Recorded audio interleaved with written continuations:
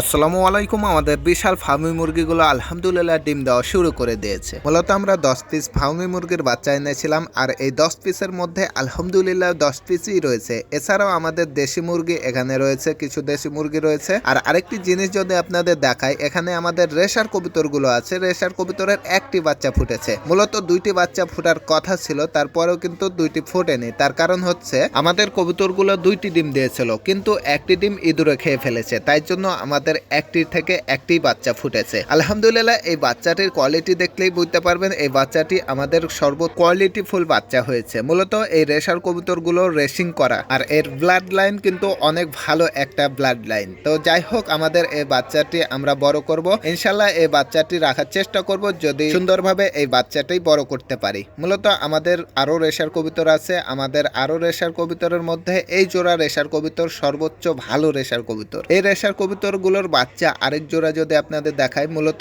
এই যে এইখানে যে বাচ্চাগুলো আছে সেইগুলো কিন্তু আমাদের ওইগুলোরই বাচ্চা। মূলত এই কবুতরগুলোই কিন্তু অনেক বড় হয়ে গেছে, এগুলো ডিম দেওয়া শুরু করবে। আর এইখানে আমাদের রেশার কবুতরের পাশাপাশি আমরা যে ফার্মি মুরগিগুলো পালন করছিলাম, আলহামদুলিল্লাহ আমাদের ফার্মি মুরগিগুলো ডিম দেওয়া শুরু করে দিয়েছে। মূলত এর আগেও আপনাদের দেখিয়েছিলাম আমাদের ফার্মি মুরগির মধ্যে 3টি মুরগ হয়েছে, আর বাকি 7টি হচ্ছে মুরগি। তো যাই হোক, আমাদের এখানে 2টি মুরগ আছে, আর বাইরে আরেকটি মুরগ আছে। সেটা দেখলেই বুঝতে পারবেন আমাদের সেই মুরগটা কত পরিমাণ বড় হয়েছে। যদিও এই মুরগগুলো অনেকটা বড় এবং ভালো সাইজের হয়ে গেছে আলহামদুলিল্লাহ। তো আপনারা যারা আমাদের এই মুরগি বা মুরগগুলো দেখছেন, তারা অবশ্যই মাশাআল্লাহ বলে যাবেন, যাতে করে আমাদের এই মুরগিগুলো সুন্দরভাবে ডিমগুলো দিতে থাকে। যেহেতু আমরা ইনকিউবেটরের মাধ্যমে এই ডিমগুলো বাচ্চা ফুটাই, সেহেতু এই মুরগিগুলো যখন ডিম দেবে ইনশাআল্লাহ আমরা এই ডিমগুলো থেকে বাচ্চা ফুটানোর চেষ্টা করব। আসলে আমরা যারা মুরগি বা যে কোনো পশু পাখি পালন করি, যখন প্রথমত ডিম দেওয়া বা বাচ্চা হওয়া শুরু করে, সেহেতু সেই সময়গুলোতে আমাদের অনেক ভালো লাগে। তো যাই হোক, আমরা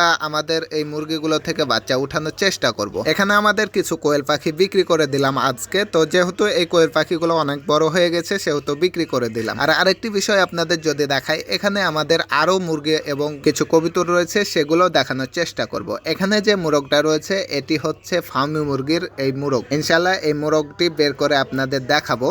তো এখানে আমাদের দেশি মুরগি কিছু রয়েছে, এখানে দেশি মোরগ রয়েছে, এখানে দেশি মোরগ ছাড়া কয়েকটি মুরগি রয়েছে। তো এর পাশে কিন্তু আমাদের 2টি মুরগির মধ্যে একটি মুরগি কিন্তু অসুস্থ হয়ে গেছে। তো এখানে যদি আপনাদের দেখায়, এখানে দেখলে বুঝতে পারবেন, এখানে কিন্তু আমাদের 2টি মুরগির মধ্যে একটি মুরগি অসুস্থ হয়ে যাওয়ার কারণে কিন্তু এটা আমরা যেটা করব, এটা এখান থেকে বের করে নেব। এখানে যদি এই মুরগিগুলো আমি রাখি, অর্থাৎ এই মুরগিটা রাখি, তাহলে বাকি যে মুরগিগুলো আছে সেগুলো সমস্যা হতে পারে এবং সেগুলোতে কিন্তু রোগ ছড়াতে পারে। তাই জন্য আমরা যেটা করব, এটা আমরা বাইরে করে নেব। যেহেতু আমাদের 10টি মুরগির মধ্যে 3টি মুরগ রয়েছে, সেহেতু আমরা চেষ্টা করব একটি মুরগি বিক্রি করে দেওয়ার জন্য। আমাদের যেহেতু 2টি মুরগ লাগবে, 7টি যেহেতু মুরগি রয়েছে, সেটিতে 2টি মুরগ রাখলেই কিন্তু যথেষ্ট।